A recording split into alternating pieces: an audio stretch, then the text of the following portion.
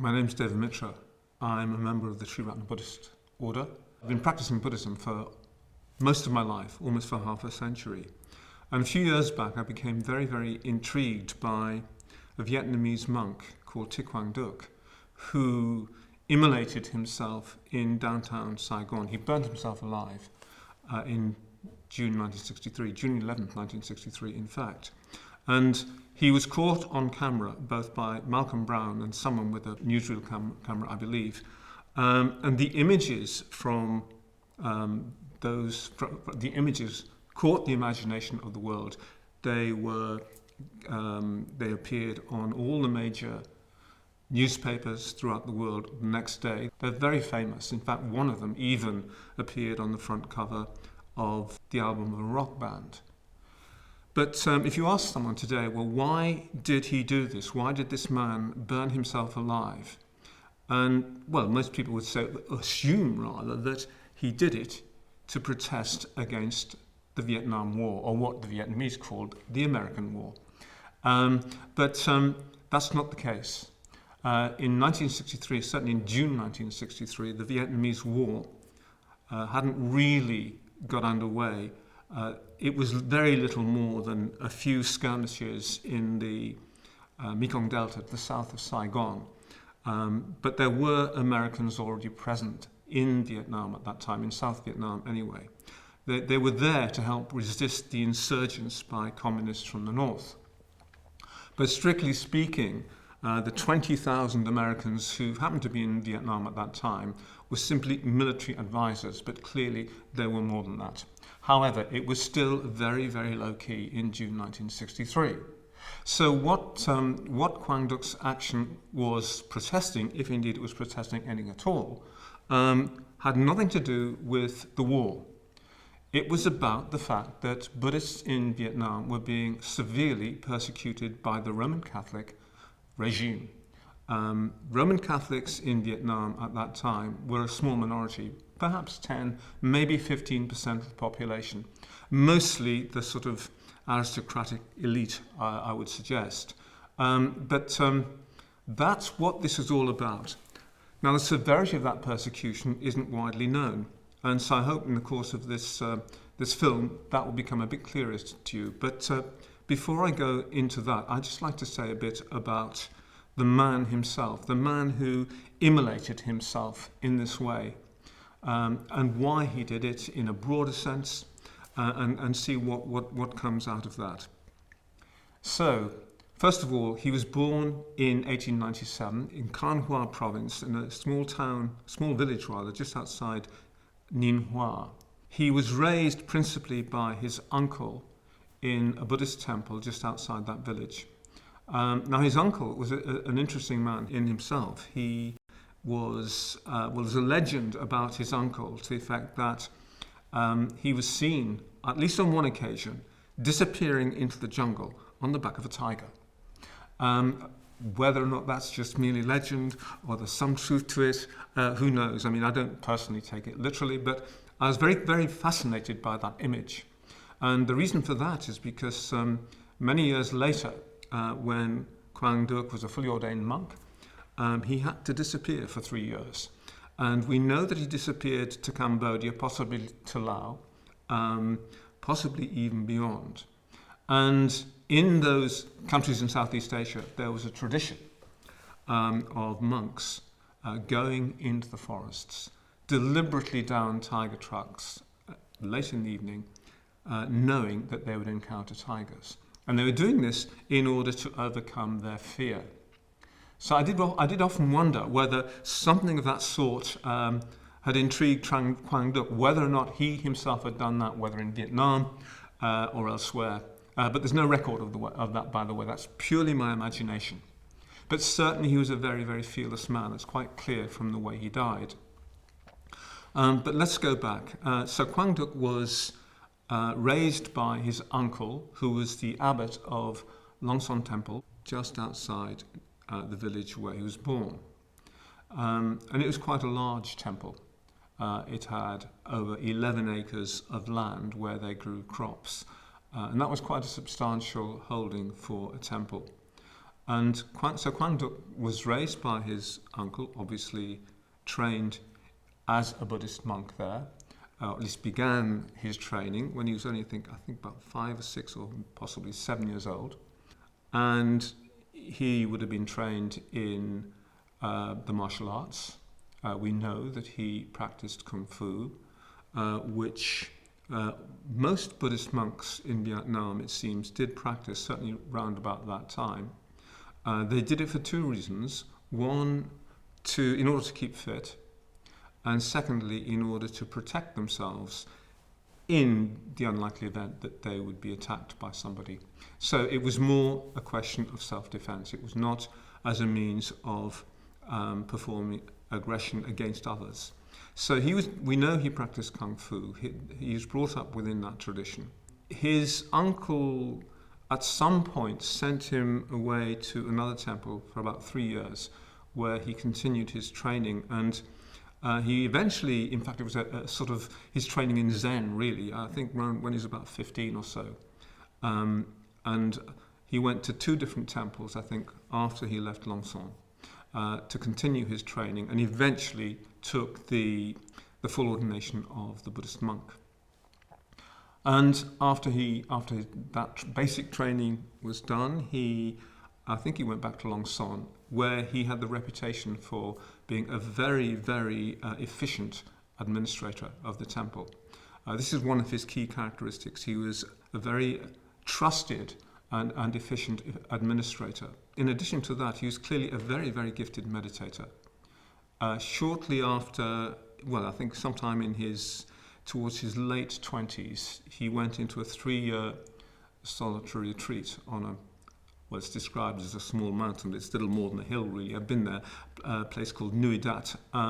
He stayed there for 3 years on his own, practicing intense meditation. He's obviously got a man with a lot of meditative experience and background, and he eventually became well known as a very accomplished meditation teacher. But he was much, much more than that. He was responsible, in fact, during the course of his life for restoring or building completely anew several temples, somewhere in the region of about 30. So that you can see he was a man of considerable talents. And he seemed to have a reputation for great probity, for being very, very trustworthy. One of his disciples, who I met very much towards the end of his life, he must have been one of Quang Duc's last disciples, told me that most people, however, when they first met Quang Duc, hated him, which is a rather strong word. Perhaps it was my translator exaggerating, but certainly didn't take to him. But they respected him. And he said it took a while before they learnt to love him. So clearly he was a man who could gain people's respect, but underneath the seeming, perhaps more fearsome side of his character, he was very, very kind. Certainly that's what I was told. And that seems consistent with what I've heard about him later in life. So that gives you some idea of his background. He had obviously done a lot of meditation. He did an annual retreat every summer in the mountains for, I think, a month or 2, while taking a break from his administrative duties in the temples that he was abbot of, principally in Saigon. He moved south from the Can Hoa district sometime, we think, round about 1948. There's very little that's actually known in the West at the moment about Quang Duc's biography, by the way, but there's a gap even in the sort of the historic accounts of his life that exist in Vietnam from about 1948 to 1951, where he disappeared. Now, why he disappeared is interesting. What I was told by some of the local people in the Ninh Hoa district, where I stayed on my first visit to Vietnam, was that he was suspected of communism. And so this was just after the Second World War, and the French authorities were very suspicious of him. And the story goes, and this may be pure hagiography, that one night about 10 policemen came to arrest him. I suspect it wasn't that many, but let's say certainly the police came to arrest him. And he, according to the story I was told, resisted them through his expertise at Kung Fu. It was in the night, and so he disappeared into the bushes and made his way south. And from that point onwards, we don't know for the next 3 years precisely where he was. We know that he was in Cambodia for part of that time, where he'd gone to study a different school of Buddhist, well, the tradition of a different school of Buddhism. He was raised within the sort of Mahayana tradition, a practitioner of, I suppose, a combination of what we'd call Zen or Chan, to use the Chinese term, and Pure Land Buddhism. So you've got this fascinating combination, which you do get in Chinese Buddhism itself, and Vietnamese Buddhism is really just an offshoot of that.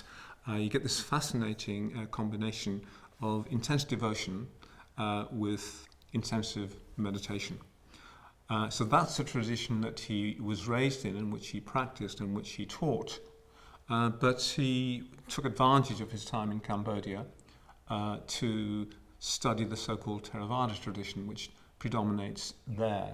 So that we know that he did that, but we don't know much more, and that's why I've speculated that he may have spent time travelling around in that area, because there's no consistent record of him having been in Phnom Penh, even though we know he was there for a short while.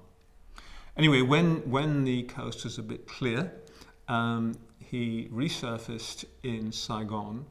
Didn't go back to the Ninh Hoa district, and very soon was appointed as the abbot of one of the principal temples there.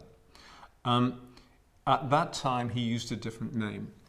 In Ninh Hoa, he was known by one name. In Saigon, principally, he was known as Thich Quang Duc. Quang Duc actually is his ordination name, but for some reason I don't fully understand because I don't know the traditions that well. He was known by a previous name up north, or maybe predominantly he was known by that previous name. So he ended up in Saigon, and it was at this point that he started visiting the Mekong Delta, where he established and renewed a number of temples down there. The Mekong Delta is just south of Saigon. Now, at this time, Saigon was the capital of South Vietnam, because the North and South Vietnam were divided at some point. I'm afraid I can't remember exactly when this happened. It might have been 1952, it might have been 1954. But from the point onwards that we're interested in, Saigon was the capital of the Republic of Vietnam. Up north was a communist state with Ho Chi Minh at its head. There was a war beginning to happen. It was rumbling away between those up north and others down south because, well, basically it was a communist insurgence. But it wasn't very intensive by the time Quang Duc died. It was certainly there, but it wasn't the war that it later became. So Quang Duc was the abbot of two main temples in Saigon, the An Quan Temple, I believe, and the Quan Te Am Temple. At the time of his death, he was still the abbot of the Quan Te Am Temple, and by this time he surely had quite a reputation as a meditation teacher. Thich Nhat Hanh, famous Vietnamese Buddhist, actually stayed with Quang Duc in one of those temples, I can't remember which one, and spoke of him as being a very kind monk. So that further sort of corroborates what I've been told by others. But let's come up to the time where he committed his act of immolation. By 1963, the persecution of the Buddhists in South Vietnam was really quite intense. It had begun really, I suppose you could say its origins. It had its origins in the arrival of Jesuit missionaries into Vietnam sometime in the 16th century. And they gradually got a foothold in Vietnam and managed to convert the educated classes, or at least the upper echelons of the Mandarin class, I suppose. So many people in that sphere, which of course was a very small minority of the population, converted to Catholicism, and that meant there was a very, very strong Catholic interest in the country, influence in the country. And this grew and grew. President Diem was elected as president of the Republic of South Vietnam in 1954. And he was a Catholic.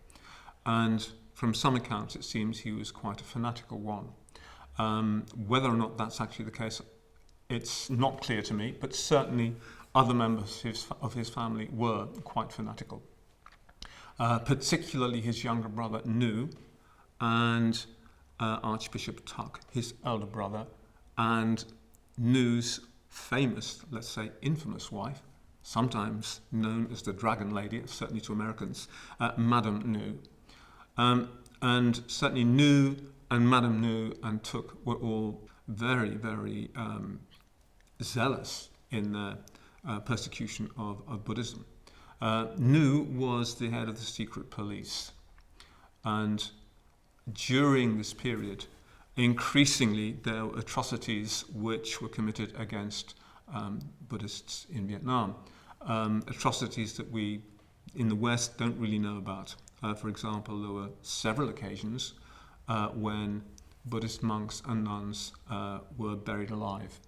There were many, many instances of them being tortured. Many Buddhists died in Vietnam during this period. One account that I read suggested up to 800,000 people died during this period, that is to say of the Diem regime, who could be identified as Buddhists, out of a total population of about 15 million. So that's a significant proportion of the population.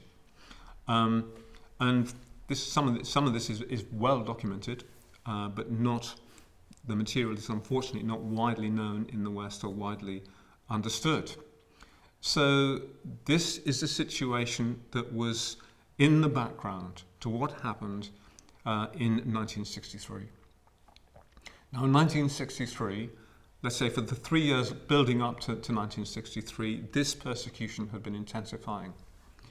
And in May 1963, something very significant happened, which was that the Buddhists were in the habit of course, celebrating what in Vietnam would be described as the Buddha's birthday. But actually what that really means is the Buddha's enlightenment. His birthday and his enlightenment in the same festival, the full moon day of May. And in 1963, what had happened was that shortly before the celebration in the ancient capital of Hue, which is just south of North Vietnam, or what was North Vietnam, the Buddhists were forbidden, in fact they were forbidden throughout the country, to fly the Buddhist flag. Now every year during the celebration, Buddhist flags would be seen everywhere. But Archbishop Thich, Diem's elder brother, was the Archbishop of Hue. And shortly before the Buddhist festival, there'd been an important guest from the Vatican visiting Hue. And so Archbishop Thich did not want this dignitary to have the impression that most of the people in that area were Buddhists. So the Vatican flag was flown all over the city and in the whole area during the period of this man's visit. So that all happened, I think it was on May the 5th, was the important date.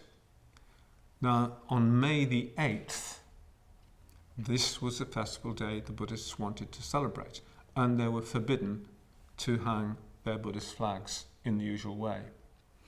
So, of course, they weren't very happy about this. This shocked people. This seemed to be a step too far. And what was worse, that on the May the 8th, a large gathering of people a large group of people had gathered in the radio square, that is to say, the square in front of the local radio station, where at just after 8 o'clock in the evening, as in previous years, there should have been a live broadcast by a monk in celebration of the Buddhist festival. Now, it had been scheduled, it had been announced, and come the time, it didn't happen. Actually, what had happened was that the Diem regime had forbidden it, but people weren't told that to start with. And they were getting restless because they wanted to hear this broadcast, and they began to demand that the broadcast should take place. But again, it didn't happen. So as time passed, they just decided, well, they were going to wait until it did happen. Now, at some point, I can't remember how late in the evening happened, but the police turned up with military support and surrounded the entire square.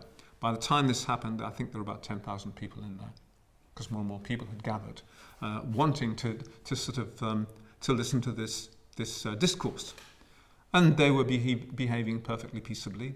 They weren't armed in any way. It was a mixture of old and young children, families all together, waiting in this square. But they were told by the police to disperse, and they refused to do that. They said they're going to sit down and wait until the broadcast was made, until the broadcast. But of course that didn't happen. The police, in the meantime, the head of the police got perhaps a little bit anxious about the situation and decided to send the troops in, which meant firing from armoured vehicles and rolling tanks into the square. In the ensuing panic, 8 people died and many more were injured, and people were fleeing the square. They had no way of responding to that, of course. Now, of those 8 people who died, 6 of them were under the age of 15. Some of them were very young, and the other 2 were elderly. And these were known as the Hué martyrs. Now, after this event, of course, this really galvanized the Buddhists of Vietnam. They were deeply shocked by what had happened. This was a step too far.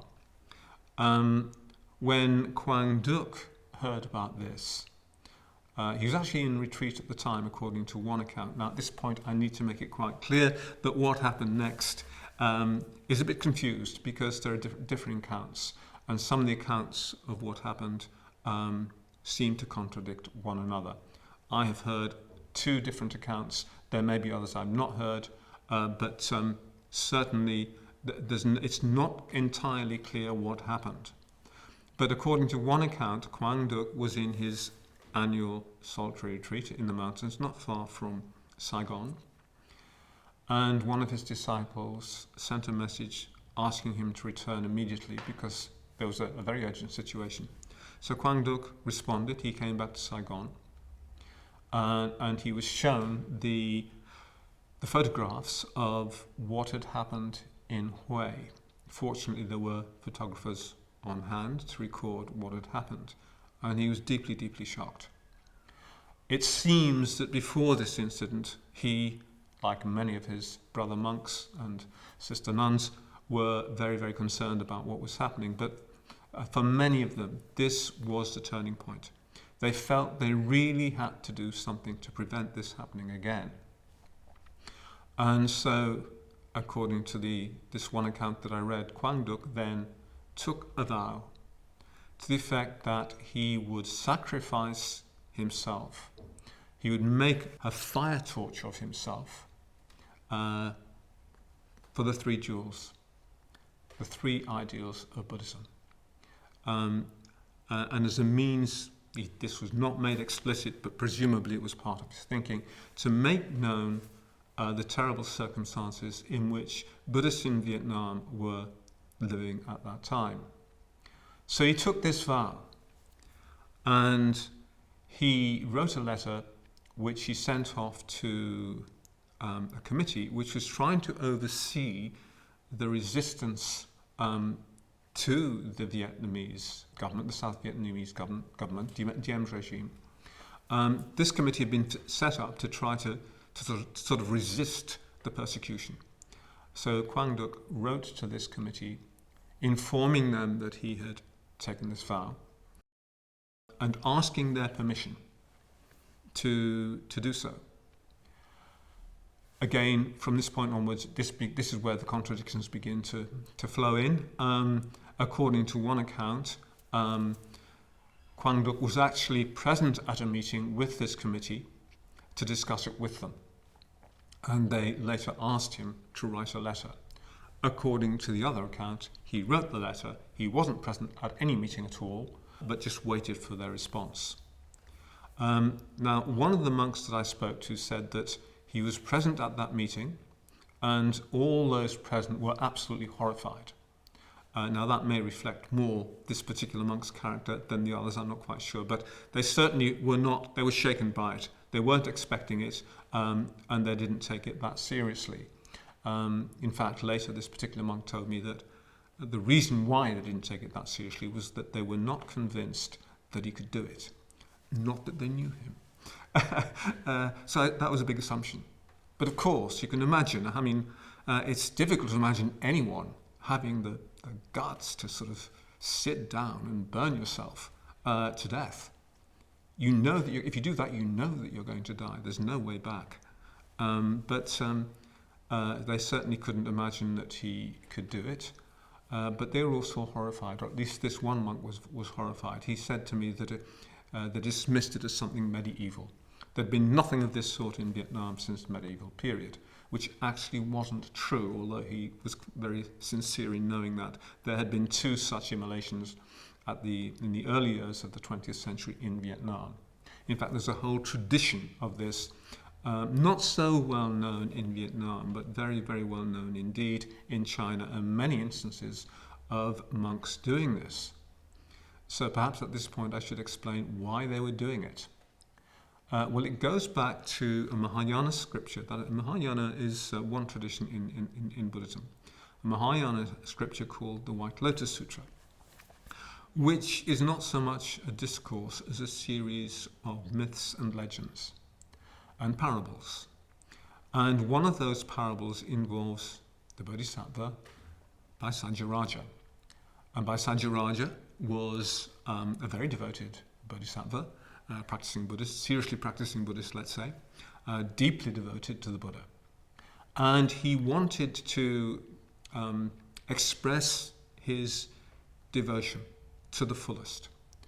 And he attempted various ways of doing this, none of which satisfied him. So in the end, he thought, well, right, I will make an offering of myself to all the Buddhists. And so he spent a long time preparing. I can't remember how long, mythically, it's a very long period of time, longer than a normal human life, that's for sure. And so he went through preparations, and finally he committed this act of immolation. He burnt himself as an offering, as a fire torch, for the benefit of all living beings and out of his devotion to the Buddhists. Now we know that this text originated in India.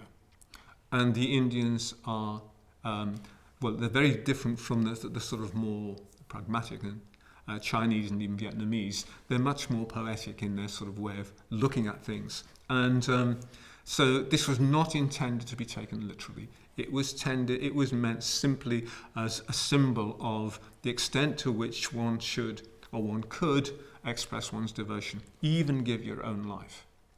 So this tradition was taken rather more literally than probably it should have been within China. So there's a whole historical context to what Quang Duc did. So Buddhists in Vietnam would understand that mythic context immediately. They'd understand what he was doing and why. They didn't have to explain it to him. He had a great mythic value to him.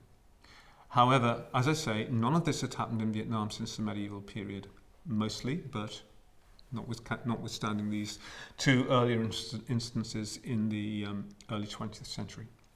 So the monks in this committee that were trying to resist the persecutions of the Diem regime seemingly were horrified. That's the story of one monk. The story of another monk is that they weren't horrified, or well, maybe they were, but what they said was, they didn't say, well, no, you can't do this, which is what the other monk said, told me. They said that the time isn't right. We have to wait for the right time. So, anyway, Quang Duc, in the meantime, determinedly set about his own preparations, which involved doing a lot of meditation and a lot of sutra recitation, in particular the White Lotus Sutra. He was renowned as a man of many talents, but one of the things he is associated with was recitations of the sutra, the White Lotus Sutra. He was a devotee of the White Lotus Sutra. Well, he was staying at the An Quan temple at this time. He'd been moved, according to one account, asked to move from the Kwante An temple, where he was the abbot, to the An Quan temple, where he'd been abbot for a while, to take him, well, to sort of protect him in a way.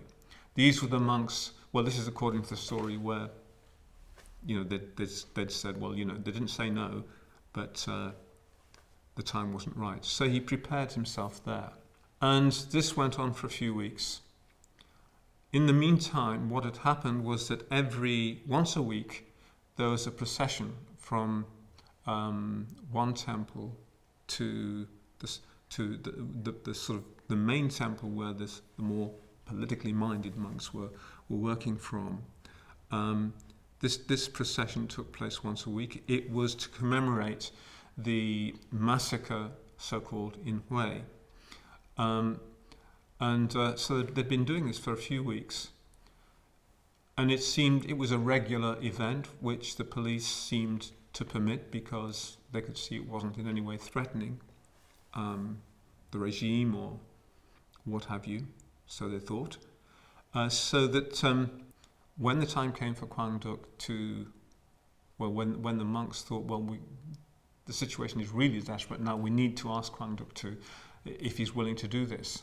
It was the day before one of these processions, and they felt confident that it wouldn't look suspicious if, Quang Duc was part of this procession in a car being driven to what would be the site of his immolation. So this was the build-up to the event, according to one particular account. The other account, as I say, was slightly different. According to this other monk that I met, who certainly was active in this whole procedure, Quang Duc kept pestering him and asking him to give his permission, for the committee to give their permission for him to commit this act of profound generosity and devotion, you could say. And they weren't convinced. Two of the three monks most involved weren't convinced, but one of them thought, well, maybe. And that man was Duc Nhiep, who I had met as well. And Duc Nhiep eventually became the organizer of the whole event. So, whichever of these counts is the truest, maybe it's a combination of different factors, who knows. The fact is that come June the 11th, let's go back to June the 10th, because this is the really crucial point. On June the 10th, the point of desperation had been reached. What had happened was that in Hué, where the massacre had taken place, immediately after the massacre, one of the leading monks in Hué, Thich Quang, had withdrawn with a large number of monks and lay people inside the Tu Dam temple in Hué. And the temple had been surrounded from May the 8th right through until June the 10th by the police or the military, I think a combination of both. And nobody was allowed to leave, nobody was allowed to go in, and no food or water was allowed in. So that by the time we reached June the 10th, they were very desperate inside the Tudam temple. And Chi Kuang managed to get a message out to explain how desperate the circumstances were and to see if there's anything that they could do, the committee that is. So it was at this point, and this is where the accounts coincide, that Quang Duc was approached and asked if he would be willing to enact his vow. And Duc Niep was the man who was appointed to go and visit him at the An Quang temple, and if he agreed, to organize everything. Now, Duc Niep went to that temple to speak with Quang Duc fairly late in the evening on June the 10th. And the way he recounted this to me was he said, well, he went straight to the temple with two younger monks and was admitted to Quang Duc's room. And he asked him, are you willing to fulfill your vow?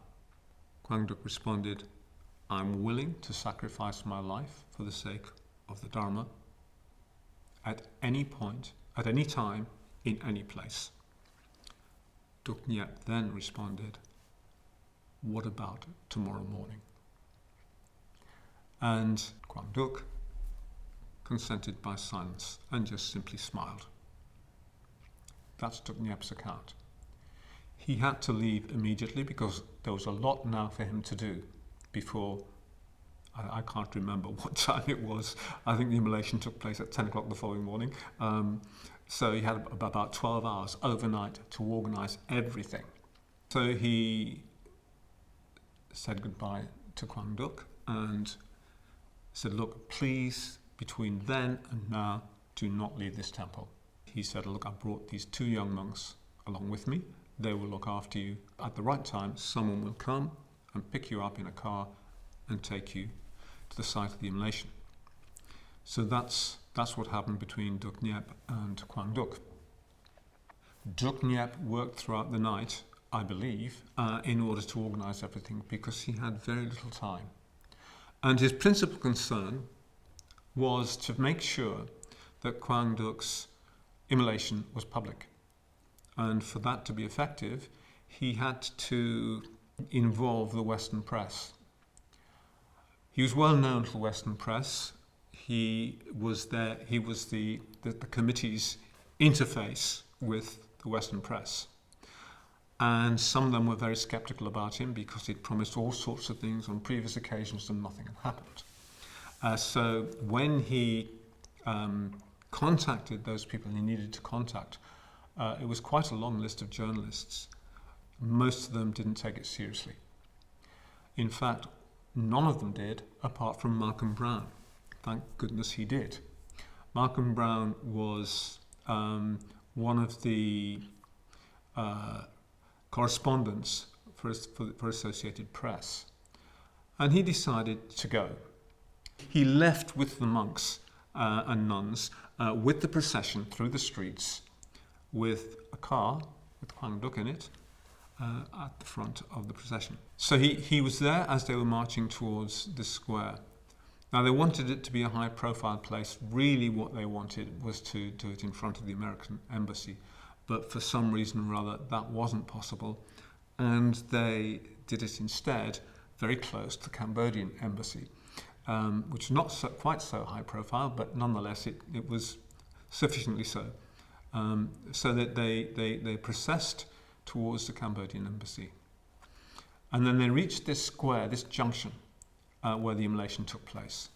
And Duc Niep had informed the driver of the car to drive into the square and then just stop and get out and raise the hood or the bonnet of the car so that it looked as if there was a mechanical problem with the car.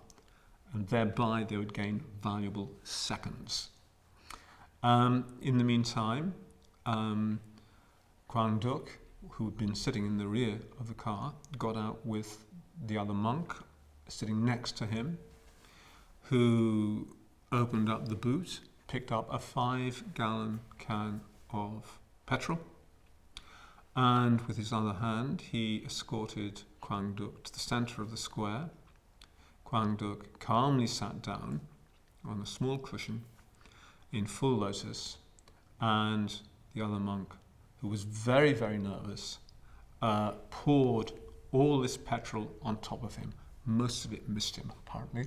He got petrol over his own robes, and he poured it over his head, which he'd been instructed not to, but he was so nervous. In the meantime, Malcolm Brown was there with his camera taking photographs of all of this.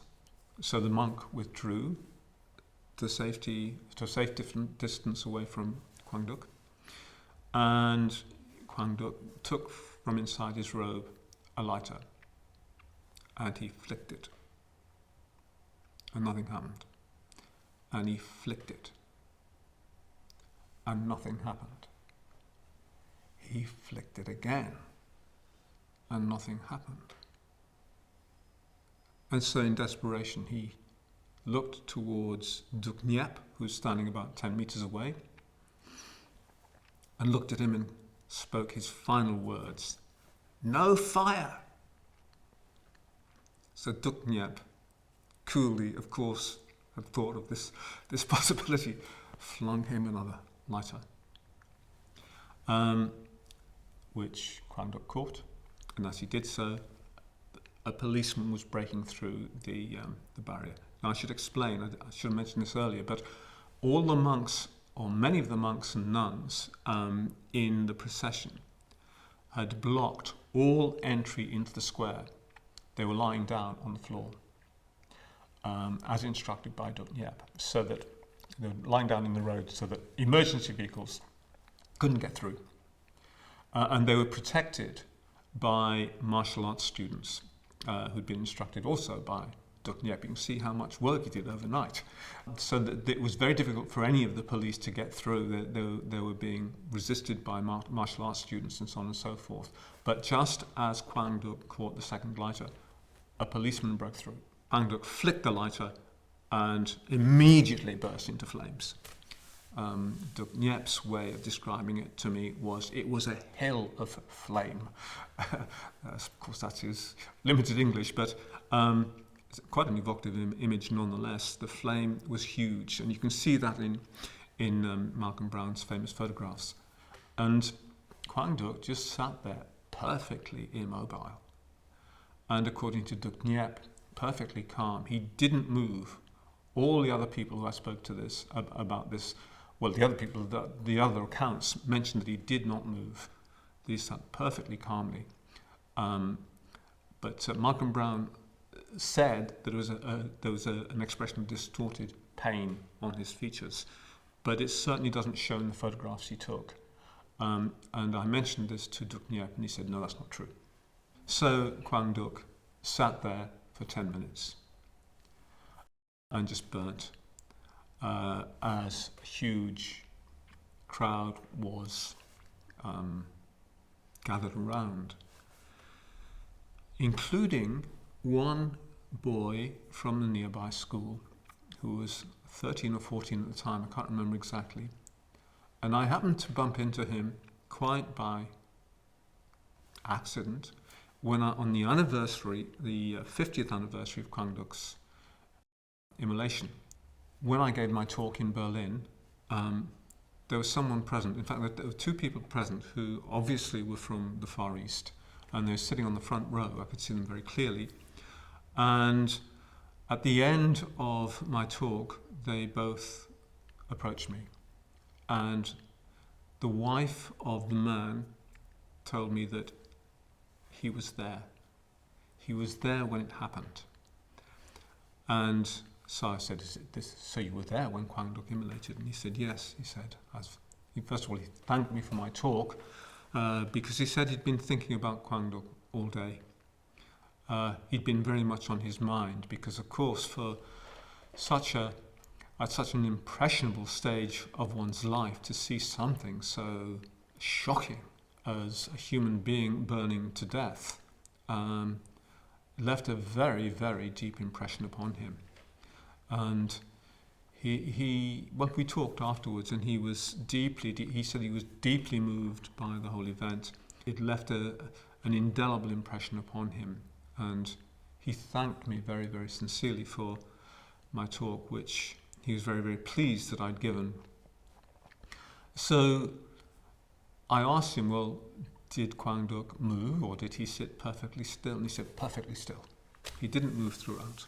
So that was another witness that I met by pure coincidence. And but let's come back to the actual event. I mentioned that at the point that Quang Duc picked up the second lighter, a policeman had broken through. As soon as he saw Quang Duc go up in flames, he stopped and prostrated before him. Clearly, he was a Buddhist. There were a few Buddhists in the police. Actually, there were quite a few, but they tended to hide the fact that they were Buddhists because the Diem regime was pretty determined to make sure that they had good control over the Buddhist population. So, Quang Duc immolated himself, and he basically, after about 10 minutes or so, his body fell back, and that was it. He died. He was clearly dead at that point. How long he could have stayed alive and endured that is difficult to know, but according to a neurologist friend of mine, he could have been alive for 10 minutes while he was burning, which is a long time to endure such intense pain. How he was able to do that, we don't know, whether or not it was the case that he was just able to endure severe pain, or whether he could in some way or other, given that he was a very, very experienced meditator, serenely withdraw into a state of deeply concentrated meditation, so that he didn't even feel it. We don't know. It could have been either of those things. But anyway, after about 10 minutes or so, maybe a bit longer, his body fell back.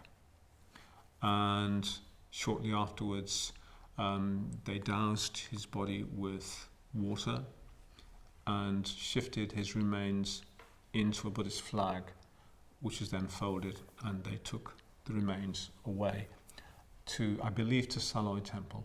Now, what happened next, of course, is that Malcolm Brown's photographs were transmitted overseas. They found a way of getting them out because, of course, the Diem regime would not have been very happy about what had happened. But they managed to get the photographs out, and of particular significance was the fact that I'm not quite sure, I've read different accounts of this, but either on the Baltimore Times or the Philadelphia Inquirer, perhaps both, the picture of Quang Duc burning was on the front page. The New York Times wouldn't take it. But these two newspapers were given to President Kennedy in the White House the day after the immolation, and he was deeply, deeply shocked by them. To the extent that he had a word, he got an aide to speak with the stand-in ambassador in Saigon to alert the Diem regime that unless they took a more accommodating attitude to the Buddhists, that the US government would not be in a position to give them the economic support that they needed. So as a consequence of that, Diem relaxed very much, to the irritation of his sister-in-law, Madame Nu, who was effectively the First Lady of Vietnam. He relaxed and ordered the siege of the Tu Dam Temple in Hué to be brought to a close. So one of the immediate consequences of Quang Duc's immolation was the release of that siege, and therefore, arguably, he saved the lives of between 200 and 300 people who had been trapped inside. Of course, this is not widely known, but that's one of the immediate positive consequences of what he did. But Quang Duc, his critics have pointed out the fact that as a consequence of what he did, other monks did the same. I think there were 6 monks and one nun altogether who followed his example. Of course, Quang Duc could not have known that that would have happened. And I spoke to, again, one of the monks that I spoke to who was on this committee about this. And I said, well, was Quang Duc in any way different from the other monks who immolated? And he said, I knew several of those who immolated. And he said, Quang Duc was completely different. He was he said that he had a tranquility which seemed to be unshakable. That was his impression. Whereas these other monks, he didn't feel that they had the same kind of quality. So, in fact, it's clear from at least one of those cases that the monk concerned was in severe pain, and I think the nun also, probably others. They didn't have the kind of equanimity to be able to just sit perfectly still and endure the pain. Now, I'm sure that Quang Duc, I imagine that Quang Duc would not have encouraged them to do that. Although, who knows, the situation was desperate. But there were other immolations in other places, particularly Jan Palaka, a young Czech, who was protesting somewhere I think in Prague, who burnt himself to death. There was the case of a Quaker who burnt himself to death in front of Robert McNamara's office at the Pentagon to protest about what was happening in Vietnam. Quang Duc's been blamed for their actions. But of course you can't judge somebody else's, let's say, positive or skillful actions on the basis of the way others respond or react to that. You've got no control over that. And I should say I consider that what Quang Duc did was very much in keeping with Buddhist tradition, or the tradition of non-violence. In what way, I will need to explain, but without going into all that now, let's just mark that. This is one of the criticisms that's been made of Quang Duc, but I don't think it holds up. Again, you've got to bear in mind that there were positive consequences, like those people being released from that temple. Now, one of the things that happened as a consequence of Quang Duc's immolation was that eventually the Diem regime fell. It fell pretty quickly. The following November, so 5 months later, both President Diem and his younger brother Nu were abducted and assassinated by senior military officers. And there was a coup, which was backed by the CIA. And this coup had been in process for quite some time. There'd been a change of ambassador in Saigon, and the incoming ambassador took a much less sort of favourable view of the Diem regime than his predecessor. And they were quite happy to let the Vietnamese generals bring about this coup. So that was the end of the Diem regime. It brought to an end the persecutions of Buddhists at that time in South Vietnam. However, it did bring an end to a regime. So inevitably, well, in fact, most political commentators have pointed to the fact, if not, I think all of them, have pointed to the fact that it was Quang Duc's immolation which brought about the demise of the Diem regime. And that is undeniable. I'm pretty sure it's true. But the question then arises, was that part of Quang Duc's motivation? But I think it's quite clear from his final documents that it was not his motivation.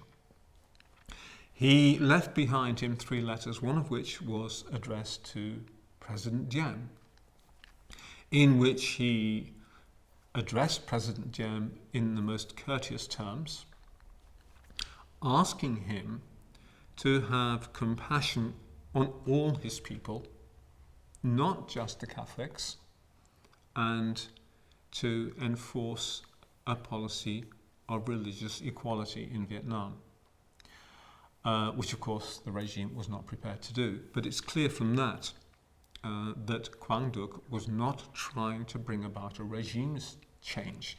He was trying to bring about a change of heart, which is very different. And I think that fits with the character of the man. Not long before the immolation took place, one of the monks asked him, "Do you hate President Diem?" To which he said, "No." And the monk found that difficult to believe, so he pinched his arm. He said, "Is that painful?" He said, "Yes." And he said, "Then I knew that he meant it." He clearly he didn't hate President Diem. He didn't hate the Catholics. He just simply wanted religious freedom. He wanted freedom for Buddhists and Catholics alike.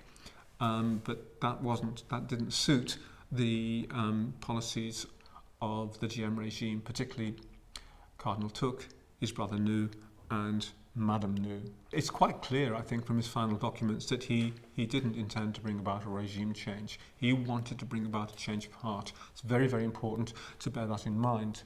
So the question arises whether or not Quang Duc committed suicide in the normal sense that we understand that. And I would say, well, no, it's not quite like that. It was an act of self-sacrifice, an act of supreme self-sacrifice in extreme circumstances.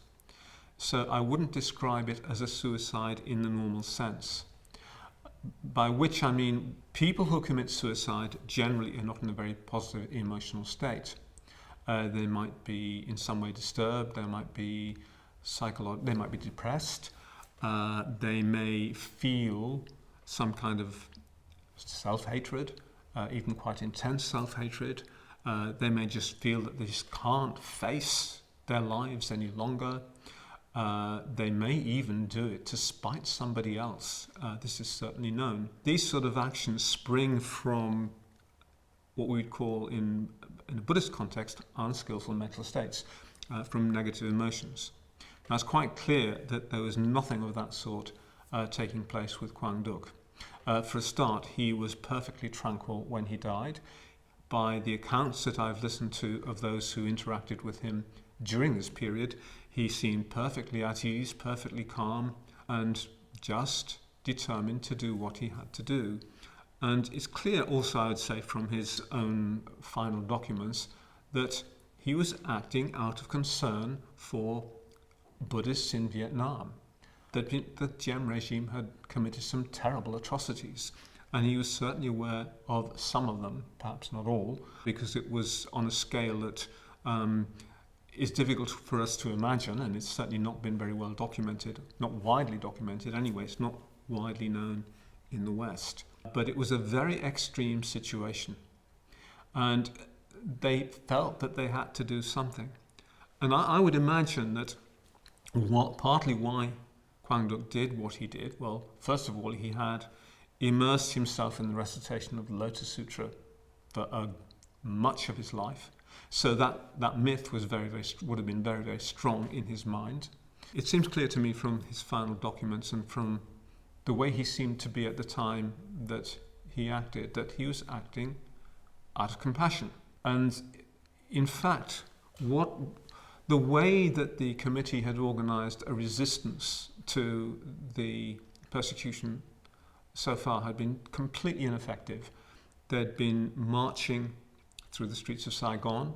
They'd organised hunger strikes in which Quang Duc himself had participated, to no effect. The regime just didn't sit up and take note. So I think that Quang Duc seems to me to have been a man of considerable imagination. And given that he was so deeply immersed in the myth of the White Lotus Sutra, and particularly the myth of Vaisajaraja, it's not surprising in a way that this image had come to his mind. He clearly was trying to think of something or imagine something which would bring about the desired effect. That is to say, bring about a change of heart in the regime. And this is what he came up with. So it seems to me that what motivated him was his concern for others, what we generally call compassion. And he acted fully in accordance with that. Now, if I say that, sometimes people will object and say, well, but surely to kill yourself is an act of violence. It's an act of violence against yourself. But I can't see it like that. I can't perceive it like that in his case, because as I say, it seems quite clear that his motivation was to bring to an end something completely, well, by doing something which is so, if you like, to use this current expression, out of left field, it'd make people sit up and think, and that it would move them, which it clearly did. It certainly galvanized the Buddhists of South Vietnam at this time. It gave them a lot of courage that they previously did not have.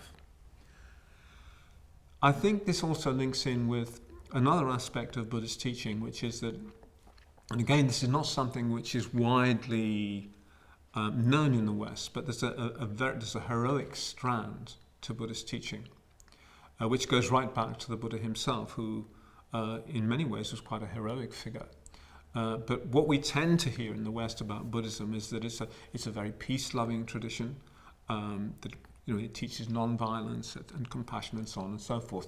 Now, all of that is true, but there's also this heroic strand where those who are serious about gaining enlightenment, the Buddhist ideal, are encouraged to develop what we call the heroic virtues: patient endurance, determination, etc., etc. And I think that Quang Duc clearly was a man who possessed some of these qualities.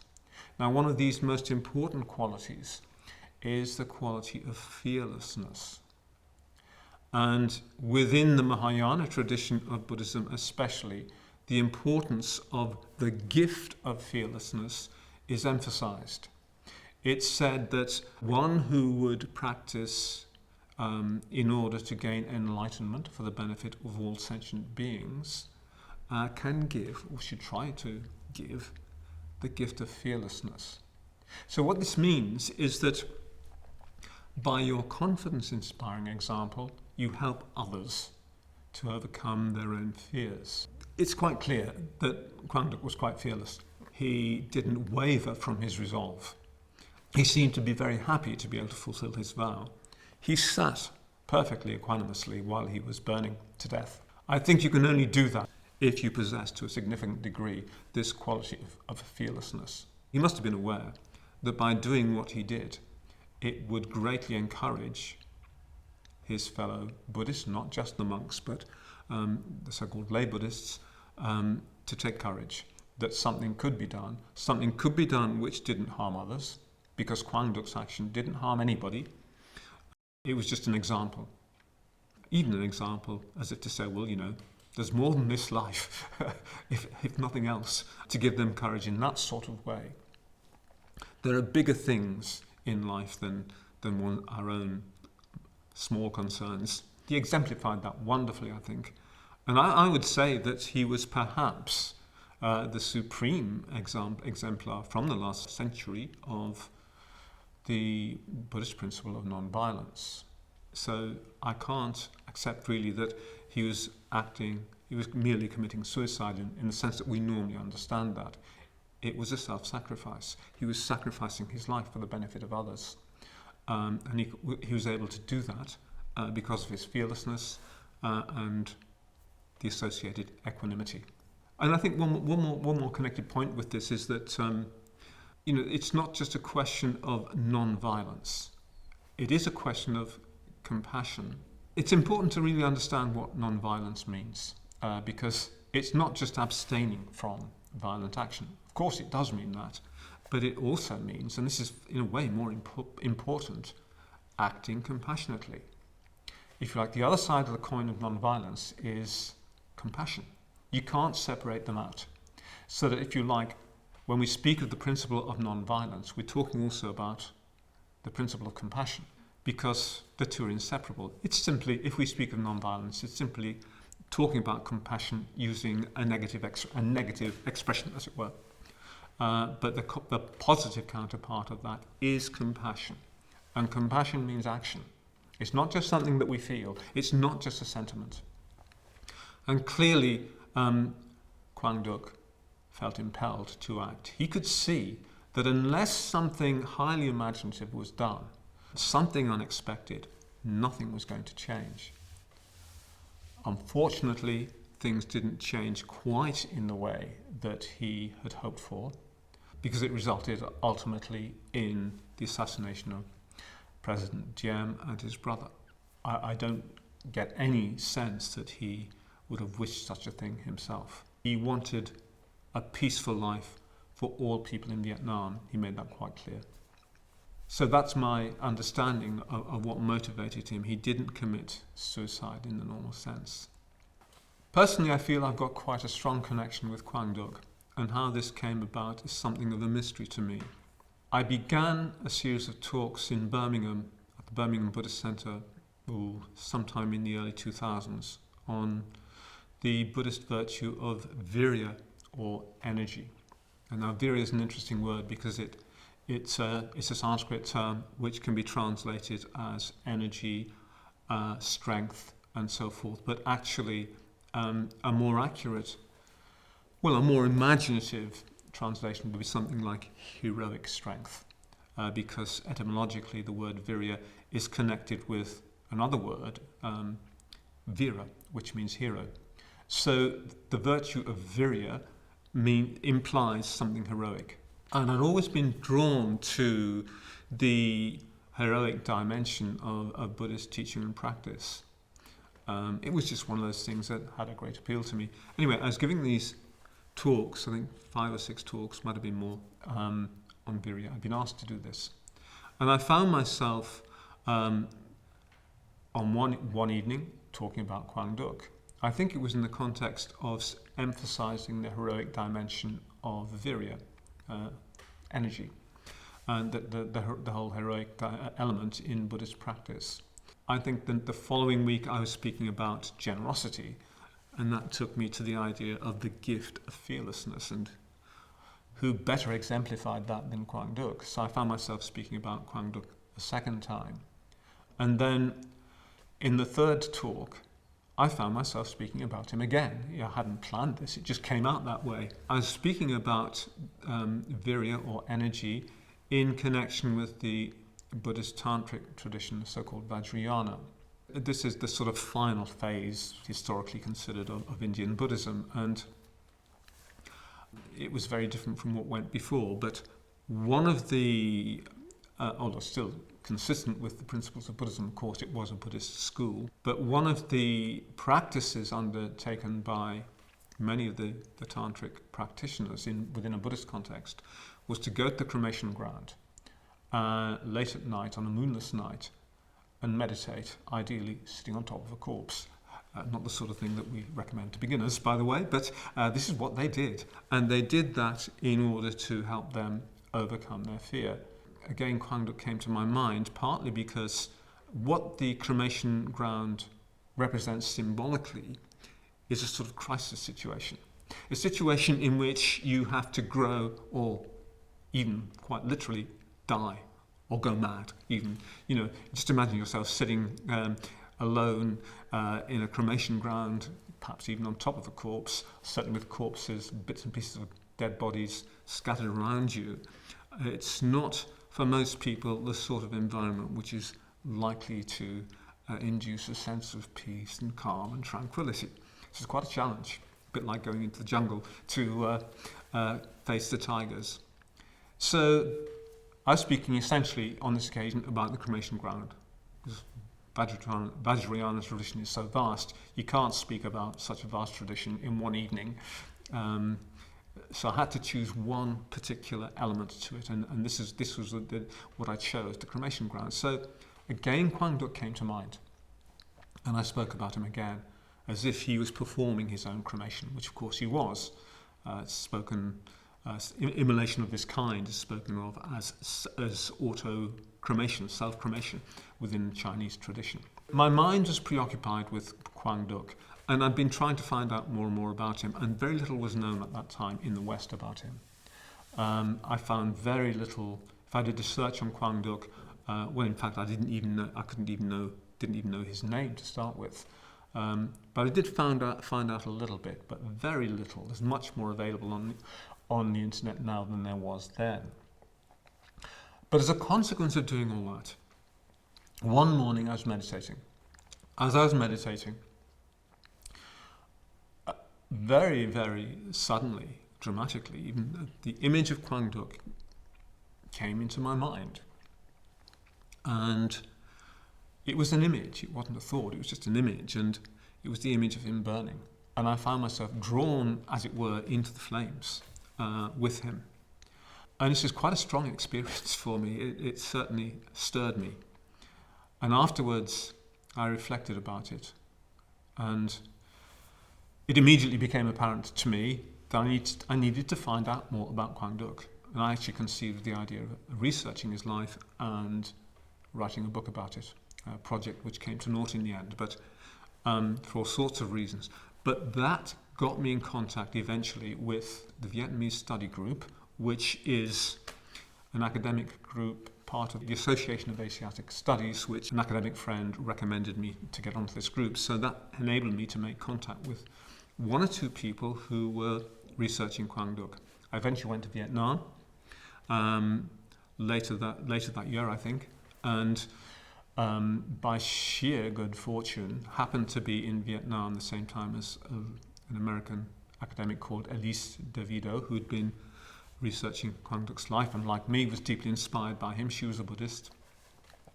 Through her, I met those people in Vietnam who were trying to gather research on Quang Duc's life. Spent a week in one of Quang Duc's former temples near Ninh Hoa, which was delightful. And then I went back the following year, and it was then that I met Trinh Nguyen. Trinh Nguyen is probably the principal researcher into Quang Duc's life, Vietnamese American academic. And by sheer coincidence, we coincided in Vietnam. Now this is really strange. I arrived on the last evening that Trinh was going to be in Saigon, and he was very frustrated. He said, "Look, I've been trying to go to the Quan temple to get them to open up a cabinet which has all of Quang Duc's documents, which have been locked ever since the day of the Immolation." He'd arranged to go there that morning, and when he got to the temple, he had an altercation with the monk in charge, and that was the end of that. However, he'd managed to arrange for for himself to visit the following morning at 7 o'clock. He said, "Would you like to come along?" So I went along, and found myself in this room, which is only opened once a year in the temple on the anniversary of Quang Duc's immolation. And they opened this cabinet, which had been locked ever since the day he immolated nearly 50 years previously. Trinh wanted to photograph all the documents. There's hardly any time because they'd given us an hour. And so I photographed a lot of the documents for him. And as I was taking these photographs, Trinh kept glancing at me. He said, "You must have a very strong karmic connection with Quang Duc." And I just laughed. He said, "I mean it." He said, "Just think about it. You know, you start investigating Quang Duc, you meet Elise, you then eventually come into contact with me, and now we're here together photographing these documents, which nobody has seen since they were locked away nearly 50 years ago. How can you possibly explain that other than the karmic connection?" I didn't think in those terms, and I still don't really, but I do feel a strong connection with Quang Duc. And that's how it all started, but that was where it led to. It's clear from Quang Duc's final documents that he was a patriot. He loved Vietnam, he loved its people. I think he genuinely felt a love for his country. And patriotism nowadays is perhaps not regarded as such a positive thing, but I think it needs to be distinguished from nationalism, which is rather different. I think a healthy love of one's country and culture is a good thing. I think nationalism, where one nation pits itself against another, is not a good thing at all. And there are many different forms of nationalism. And unfortunately,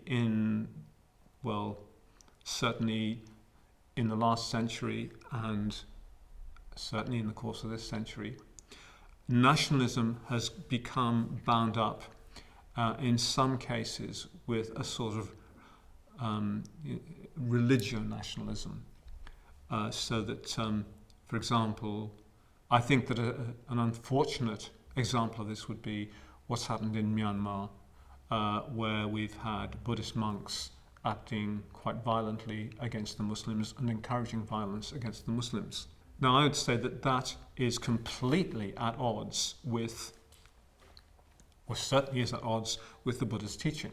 And I can't really seriously consider people who act in such a way as Buddhists. But I think what has happened in Myanmar is particularly unfortunate, not because, partly because, of course, it's caused terrible suffering there. People who consider themselves to be Buddhists inflicting terrible pain and suffering and loss upon fellow human beings, which is completely opposed to the spirit of Buddhism. For the most part, for the most of its history, Buddhism has been a genuinely non-violent tradition. Maybe a few rare examples of breaking away from that, where so-called Buddhists have broken away from that spirit, but not very many at all. Unfortunately, it's happened in Sri Lanka recently as well, I would say. It's certainly happened in Myanmar, possibly has happened in the past in Japan occasionally, but I don't know of many others. And I think that until fairly recently, it would have been possible to be, in a way, quite proud of our historical heritage, but that's becoming more difficult because of the way that some so-called Buddhists have behaved, certainly in Myanmar, certainly in Sri Lanka in recent times. And that's because Buddhism became identified as the national religion. Buddhism cannot be the national religion of any country. You become a Buddhist by choice. You can only become a Buddhist by choice. It's something that you, as an individual, decide to practice. You can't be forced to practice Buddhism, and you can't make Buddhism the national religion. It's just against something which would be against the spirit of Buddhism. So I think that's been an unfortunate development. And I just wanted to make the point that Quang Duc, his love of Vietnam and Vietnamese Buddhism, I see it very much in terms of patriotism, rather than that very, very negative force of nationalism, which increasingly characterizes the modern world.